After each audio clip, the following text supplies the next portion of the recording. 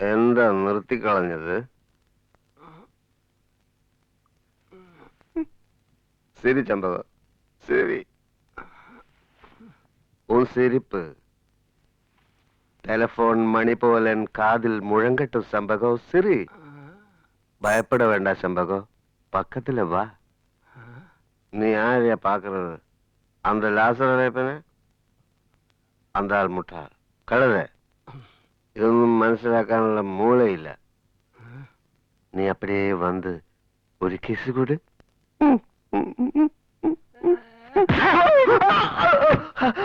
അയ്യോ, ഞങ്ങൾ കൊക്കയിൽ വീണേ, ഞങ്ങൾ കൊക്കയിൽ വീണേ. അയ്യോ,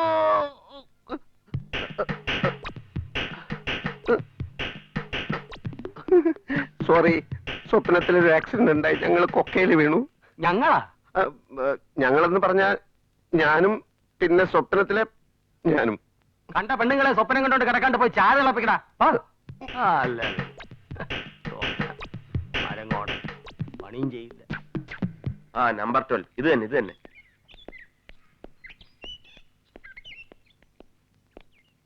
അണ്ണാച്ചി, ജോയി ഇവിടെയല്ലേ താമസിക്കുന്നത്? ஜோய் சேட்டன் தூங்கிட்டு இருக்காரு, இன்னும் எந்திரிக்கல. தூங்கிட்டு இருக்காரு. തൂക്കിയിട്ടിരിക്കുന്നോ? തൂങ്ങിയിട്ടിരിക്കാറ്, ഉറങ്ങുവാന്ന്.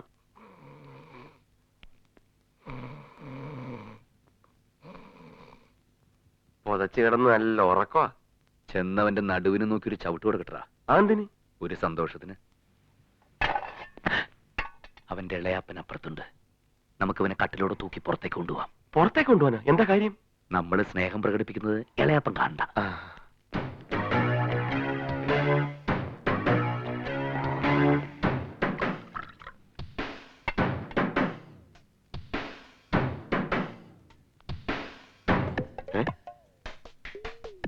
ഈ കട്ടിലെടുത്തോണ്ട് ഇളയപ്പൻ എങ്ങോട്ട് പോയി? ഇളയപ്പാ, ഇളയപ്പാ.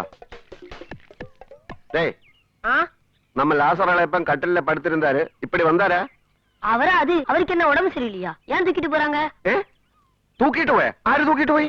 2 பேர் இப்பதான் தூக்கிட்டு போறாங்க.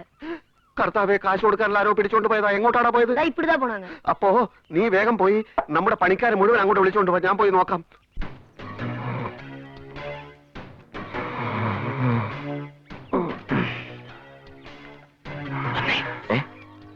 ചന്തു, നീ ബാഗ് കൊണ്ടുവച്ച് ഇവന്റെ ഇളയാപ്പനുമായിട്ട് സംസാരിച്ചോണ്ടിരിക്കെ ഞാൻ ഇവനൊരു ഷോക്ക് കൊടുത്തിട്ട് വന്നേക്കാം. നീ എന്തൊക്കെയായി കാണിക്കുന്നത്? ഉറക്കത്തിന്ന് കട്ടിലേപ്പടി തൂക്കി പറമ്പി കൊണ്ടുവന്നിട്ട് എന്തോന്ന് ഷോക്ക് കൊടുക്കാൻ? അതുകൊണ്ട് നമ്മുടെ ഈ വരവ് ഇവനൊരു ഷോക്കിംഗ് സർപ്രൈസ് ആയിക്കോട്ടെ. നീ ചെല്ല്. ചെല്ലടാ.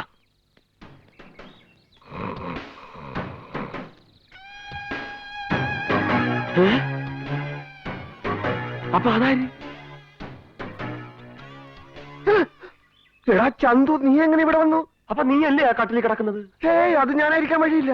പിന്നെ ഞാൻ വരുന്ന ഇത്ര നേരം തൂക്കിക്കൊണ്ട് നടന്ന ആരെയാ?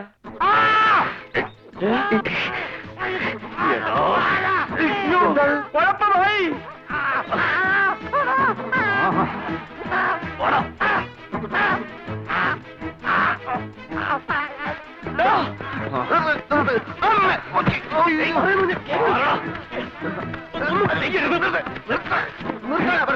ജോയി, നീ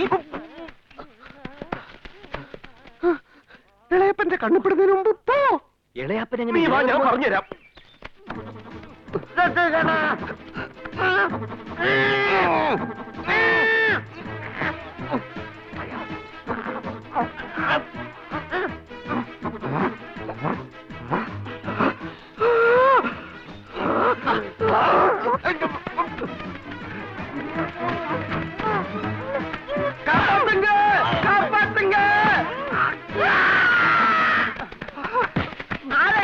കൊല്ലാൻ നോക്കിയവനാ.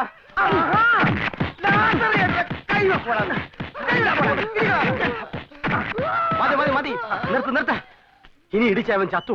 ജീവനോടെ പോലീസ് സ്റ്റേഷനെ ഏൽപ്പിക്കാനുള്ളതാ. ഇവന്റെ മുഖം ഒന്ന് കാണട്ടെ.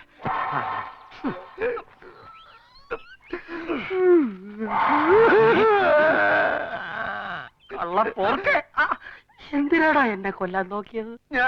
ഞാൻ ഇളയപ്പനെ രക്ഷിക്കാൻ വന്നതല്ലേ. ദൈവം കണ്ടതാ രണ്ടുപേര് ഇളയപ്പനെ എടുത്തോണ്ട് പോകുന്നത്. ஆமாங்க நான் பார்த்தேன் 2 பேர் சேர்ந்து தான் தூக்கிட்டு போனாங்க. 2 പേരാ? അയ്യോ, അതാരാടാ ഈ 2 പേര്? രണ്ടുപേര് ഞാൻ ഇളയപ്പനെ രക്ഷിക്കാൻ വന്നപ്പോ രണ്ടുപേര് ഓടിക്കളഞ്ഞില്ലേ? അവരെ കണ്ടാ തിരിച്ചറിയോ? ഇല്ല, ഇനി ഒരിക്കലും അവരെ ഞാൻ കണ്ടാ തിരിച്ചറിയില്ല. അതെന്താടാ തിരിച്ചറിയാ? അവര് മുഖം മൂടി ഉണ്ടായിരുന്നു അവർക്ക്. முகமூடியா? അതെ, മുഖം മൂടി ഒന്നും കണ്ടാ തിരിച്ചറിയാനുള്ള പ്രായം നിനക്കായിട്ടില്ല. മൂടി കണ്ടാ തിരിച്ചറിയാൻ പ്രായം വേണോടാ? വേണം, ഞാനിതിപ്പോ തെളിച്ചുതരാം. ഇവരെ ഇന്ത ഇളയപ്പനെ രണ്ടുപേര് തൂക്കിയിട്ട് പോരുന്നത് നീ പാത്തല്ല. അപ്പൊ ഇവർ മുഖം മൂടിയിരുന്നതില്ല. ഇതാ ഞാൻ പറഞ്ഞത് മുഖം മൂടി ഉണ്ടായിരുന്നു. ഇനിയും മുഖം മൂടികൾ കൂട്ടം കൂട്ടമായി വന്ന് ഇളയപ്പനെ മുഴുവനായി കുഴിച്ചു മൂടുന്നതിന് മുമ്പ് നമുക്ക് ഇവിടുന്ന് സ്ഥലം വിടാം. ഇപ്പൊ മുഖം മൂടികളുടെ സീസണാ.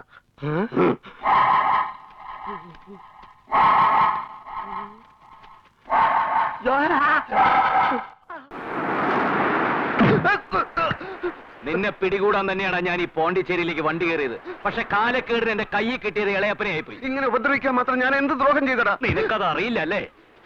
നമ്മളെ ചന്തുവിനെയും ആ ചേറായിലെ സിറിയക്കിന്റെ മോളെയും ചേർത്ത് നീ എന്തൊക്കെ വൃത്തികേടുകളാണ് പറഞ്ഞിട്ടുണ്ടാക്കിയത്?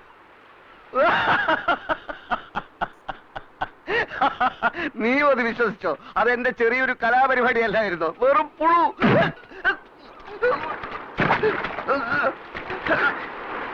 കള്ള സുവറെ, സ്വന്തം കൂട്ടുകാരനെ ജീവൻ കൊണ്ട് തന്നെ വേണമല്ലടാ നിന്റെ കലാപരിപാടി.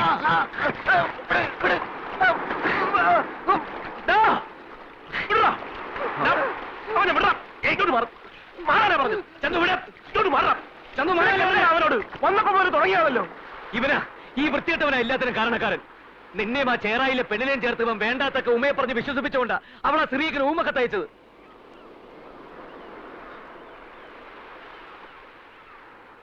അതിന്റെ പേരിൽ എന്തൊക്കെ പ്രശ്നങ്ങളുണ്ടായി നിനക്കറിയാമോ? ആ ചേറായിലെ ഗുണ്ടകൾ ഇവനെ തല്ലി ഇവന്റെ സ്കൂട്ടർ കത്തിച്ചു. അതിന് പകരം വീട്ടാ ഞാൻ പോയി അവന്റെ കാറ് കത്തിച്ചു. ഇപ്പൊ എനിക്ക് ഇവന് നാട്ടിൽ നിൽക്കാൻ പറ്റാണ്ടായി. അവന്റെ ഒരു കലാപരിപാടി. കൊല്ലണ്ട അവനെ. കൊല്ലടാ, കൊല്ല്. നീ പറയടാ എന്നെ കൊല്ലാൻ. എടാ പറയാൻ. എന്താണ് നിന്റെ വായിൽ നാക്കില്ലേ? അണ്ണാക്കലോട്ട് ഇറങ്ങിപ്പോയോ? പറയടാ അങ്ങോട്ട്. നീ പറഞ്ഞിട്ടാണ് ഞാൻ ഇങ്ങനെയൊക്കെ ചെയ്തതെന്ന് അങ്ങോട്ട് പറഞ്ഞു കൊടുക്കാൻ. നിന്റെ പെങ്ങളില്ലേ ഊമക്കത്തെഴുത്തുകാരി ഉമ? അവൾ കത്തയച്ച കാര്യം മാത്രമേ നിന്നോട് പറഞ്ഞുള്ളൂ, വേറൊന്നും പറഞ്ഞില്ലേ? ചേറായിലെ പെണ്ണ് ഇവനെ പ്രേമിച്ചാലും കല്യാണം കഴിച്ചാലും ഒക്കെ അവക്കെന്താ? അവളെന്തിനാ അത് ഊമക്കത്താക്കി അവളുടെ തന്തയെ അറിയിക്കുന്നത്? അത് ചോദിച്ചില്ലേ നീ അവളോട്? എങ്കിൽ എന്നോട് ചോദിക്കും, ഞാൻ പറയാം. അവൾക്ക് ഇവനോട് പ്രേമമാണ്. ഇവനെ മറ്റാർക്കും വിട്ടുകൊടുക്കാൻ അവൾ തയ്യാറല്ല.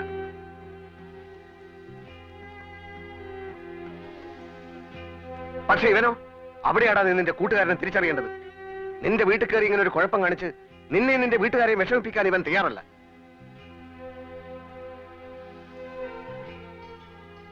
ഇതൊക്കെ അവളെ പറഞ്ഞ് മനസ്സിലാക്കണമെന്നും അവളെ ഇതിന്ന് പിന്തിരിപ്പിക്കണമെന്നും ഇവൻ വന്ന് പറഞ്ഞപ്പോ അത് ശരിയാണെന്ന് എനിക്കും തോന്നി. തോന്നിയെന്നല്ല, അതാണ് ശരി. അങ്ങനെ ചിന്തിക്കാത്തവൻ കൂട്ടുകാരനല്ല.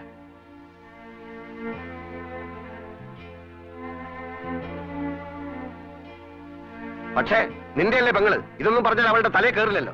ഒടുക്കവളെ ഇതിന്ന് പിന്തിരിപ്പിക്കാൻ എനിക്കിങ്ങനെ ഒരു കള്ളക്കഥ പറയേണ്ടി വന്നു. ഇത് ഇത്ര വലിയ പ്രശ്നം ഉണ്ടാക്കുന്ന ഗണിച്ചറിയാൻ ഞാൻ കണിയാനൊന്നല്ലോ.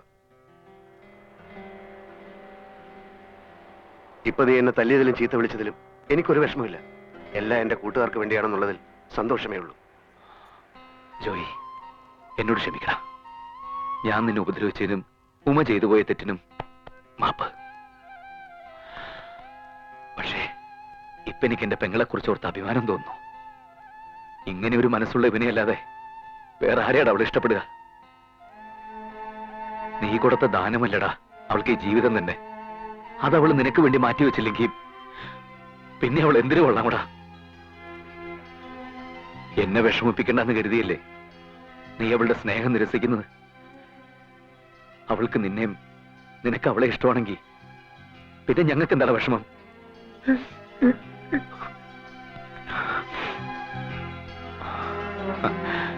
ദൈവം നമ്മളെ കൂട്ടുകാരാക്കാൻ വേണ്ടി സൃഷ്ടിച്ചതാ. നമ്മളെ പിരിക്കാൻ ഈ ഭൂമിയിൽ ഒരു ശക്തിക്കും പറ്റില്ലടാ.